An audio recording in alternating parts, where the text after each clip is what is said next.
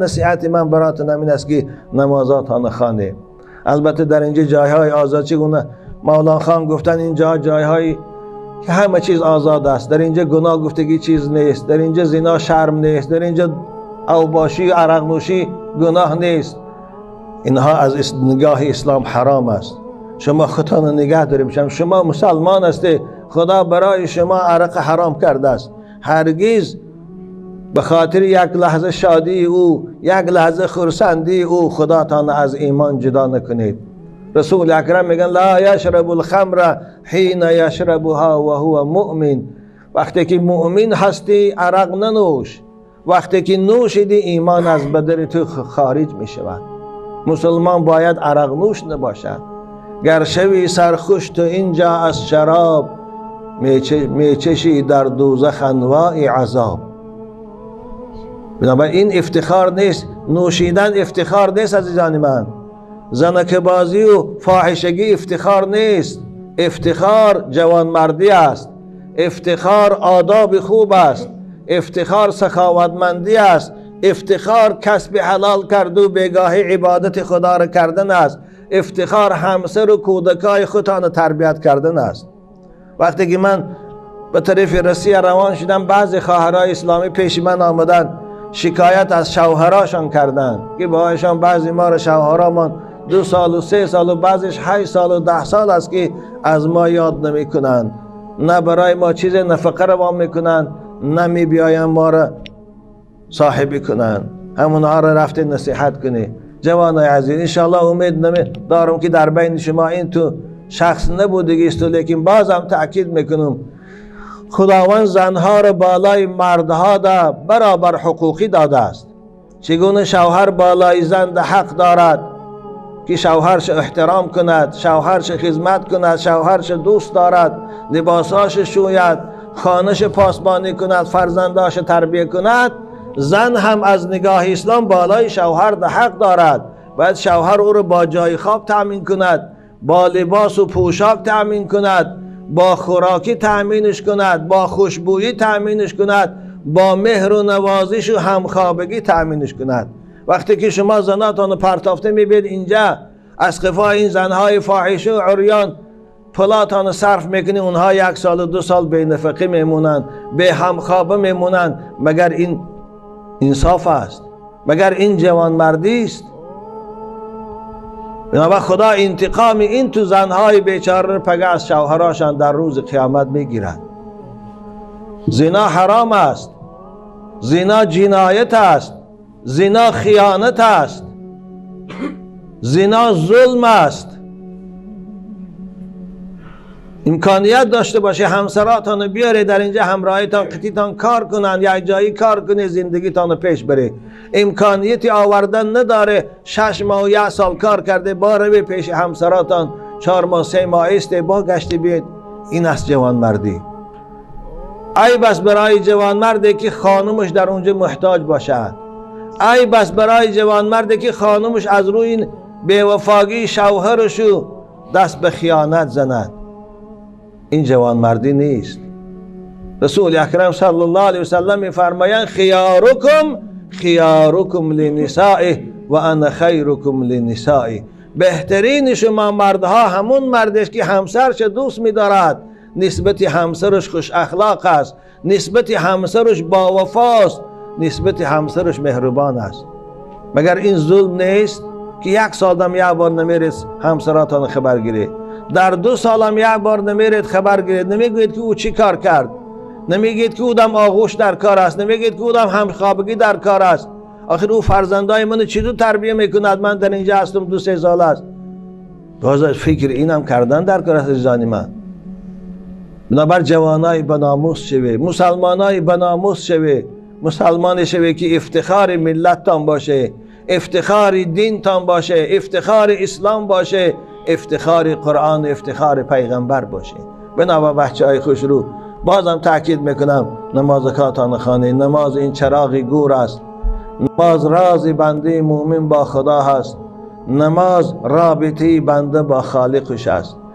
چگونه مفتی حضرت فرمودن انسان خداوند در این دنیا فقط برای خوردن و برای کار کردن و برای خواب رفتن و معیشت کردن نآفریده است. انسان آفرینشش مقصدی از او بالاتر دارد، این رسیدن به سوی خداست، به دست آوردن جنت جاویدان است. بال بکشا و سفیر از شجری تو بازن. عزیزی من، تو بال تو کشا به سوی خدا پرواز کن. سحر خیلی نماز بامداد تخوان، از کفای کار تا وقتی پیشین با کار کن، کسب حلال کن. نماز پیشین شد با بیا طهارت کن، مسجد نماز تخوان، با تا نماز عصر کار کن. وظیفه تو این است.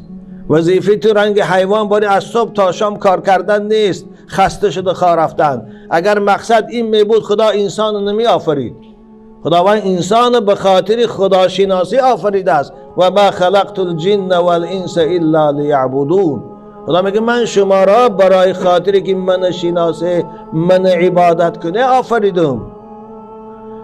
این دنیا رو ببینی عزیزان من، جوانش درست از پیری داره، شادیش از قفاش غم داره، خرسندیش ماتم داره، بایگریش کم بغلی داره، تن صحتش بیماری داره، حیاتش مرگ. دیدیش داده هر روزی نه؟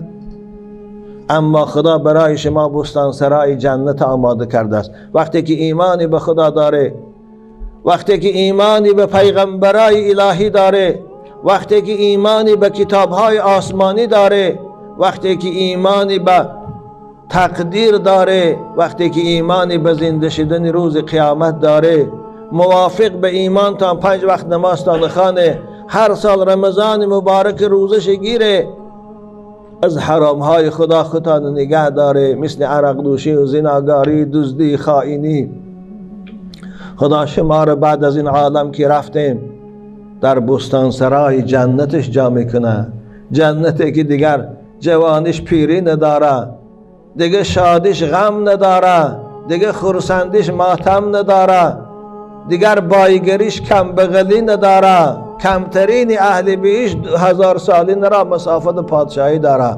رسول اکرم گفتن این ادنا اهل جنت منزلتا لمن ينظر فی ملکه مسیرت 1000 سنة یرا اقصاها کما یرا ادناها. ببینه به همین زندگی که الان شما داره میگم زندگی است. از صبح تا شام خسته میشه، کار میکنه، میره بالای کردان و بالای کراواتی سخت این زندگی است. نه، این زندگی نیست، این مشقت است، این رنج است. در این دنیای پر رنج و مشقت حیات ابدی تان آباد کنه، جنت آباد کنه. جنتی که دیگه جوانیش پیری نداره، دیگه شادیش غم نداره، دیگه خرسندیش ماتم نداره، دیگه حیاتش مرگ نداره.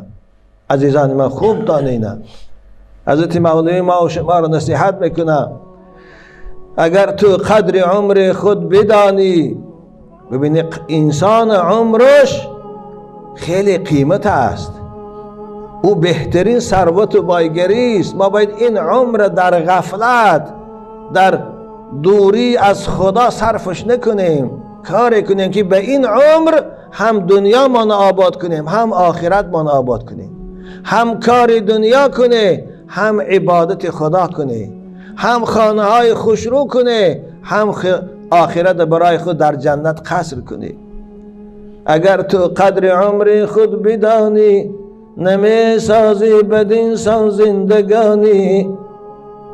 تو غفلت قطع عمرت نمی گذرانی، به خواب نمی گذرانی، به اوباشی و به بیهودگی نمی گذرانی. تو عمر خیشون همیان زردان، دمی که می رود هر یک گوهردان. عمر انسان مثل یک پشکی دلار است. هر روز یک تشکی برآوردن گرفتی، روزی میبینی تمام میشد. هر روز عمر من و شما که میگذرد یک غشتی از خانه عمر من کم میشود، روزی میبینی تمام شد و خبر جنازه آمد. هر روز خبر جنازه شنیدی استاده زنی من؟ جوانار هم مردش بردی استادیان، میان سالار هم جنازش بردی استادیان، پیرارم. وقت که تمام شد دیگر مهلت نیست. تو عمری خیلی چون همیان زردان، دمی که می رود هر یک گوهردان. نمی آید محل گشته دوباره، زنی 100 بار سر بر سنگی خاره.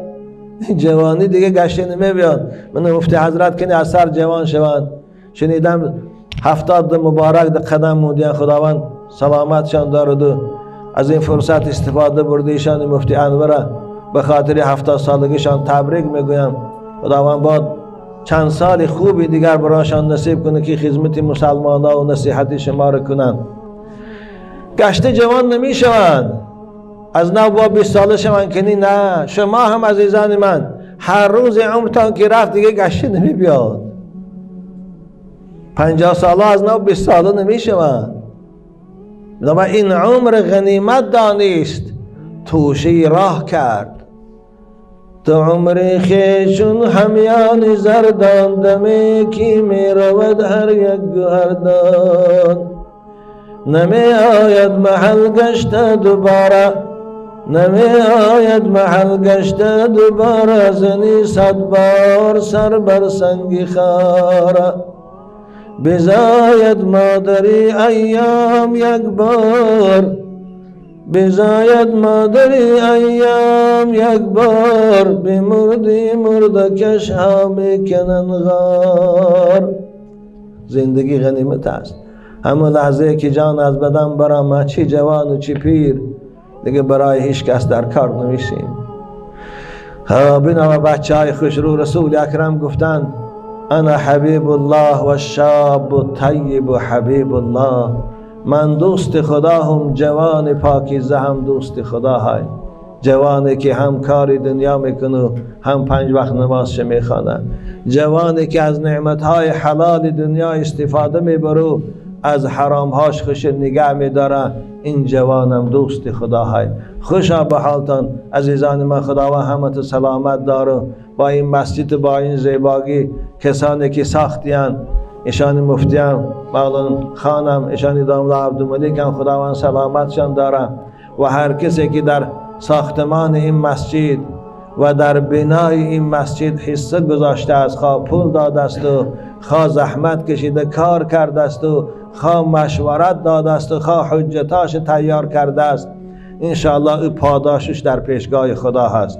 رسول اکرم صلی الله علیه و سلم می فرمایند من بنا لله مسجدا ولو کمفحص قطاد بنا الله له بیتا فی الجنه.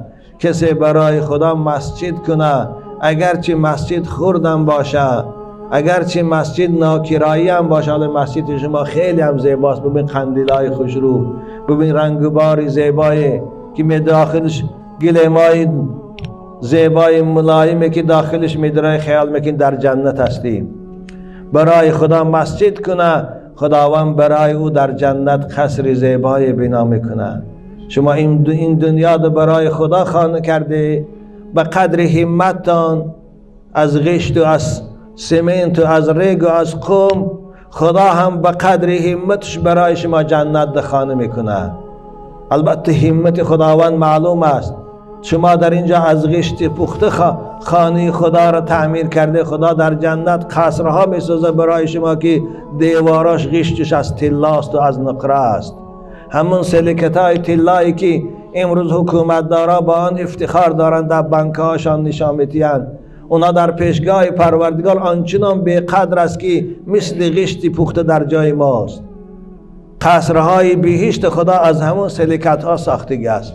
داخل او چی آرایش دادگی است، با چی نوع میتل ها زینت دادگی است، اونجا پروردگار با کی رفتیم بم ببینیم. بنا با حدیث قدسی ده پروردگار می فرماید اعددت لعبادی الصالحین ما لا عین رأت ولا اذن سمعت ولا خطر على قلب بشر. برای بندگان مؤمن و صالحم چیزهای از اسبابهای راحت، از نوشابه ها و خوراکی ها، از لباس ها، از اسباب های زیور، از خانه ها و از خانم های خوشرو آماده کردیم که نه چشم کسی در دنیا مثل اونها را دید است و نه در خیال کسی گذشته است. بنابر مسجد کردن معناش خدا را دوست داشتن است. مسجد کردن معناش ایمان به خدا داشتن است. زیرا خداوند در قرآن عظیم شان می فرماید اعوذ بالله من الشیطان الرجیم انما یعمر مساجد الله من آمن بالله والیوم الاخر و اقام الصلاة و آتى الزکاة ولم یخش الا الله فعسى اولئک ان یکونوا من المهتدین. صدق الله العظیم.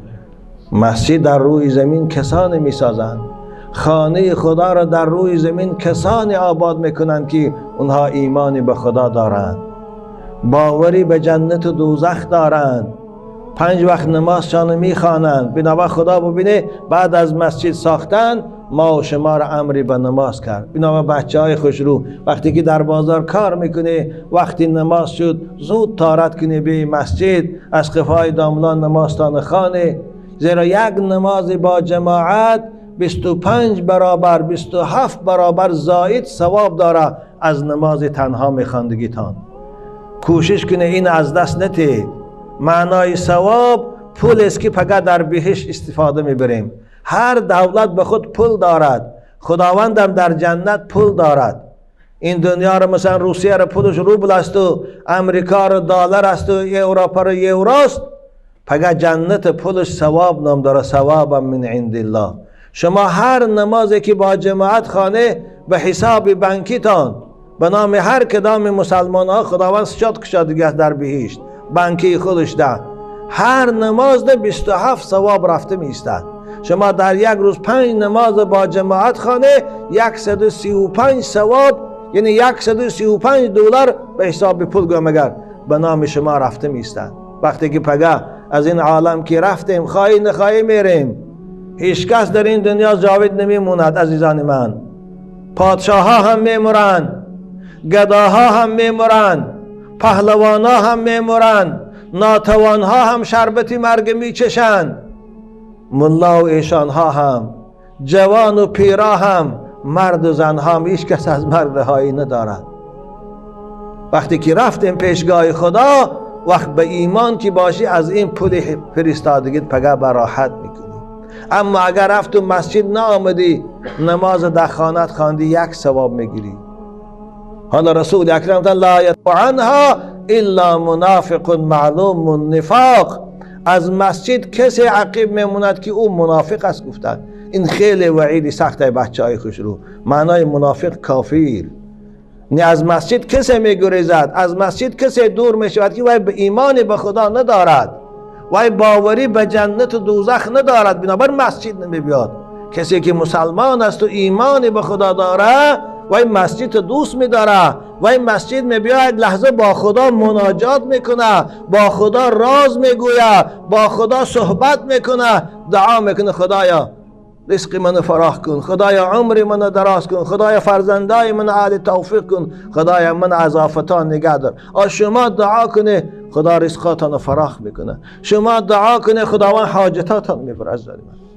بنابر کار کنه که مسجد از نمازخوان پر باشد، کار کنه وقتی نماز شد کاراتان نمونه دویده بیاید نمازتان خود باره بکار، والله شما نمازاتان کاراتان هم پر برکت میشود، رزقاتان هم فراخ میشود. خوب در اینجا صحبت خود به پایان میرسانم.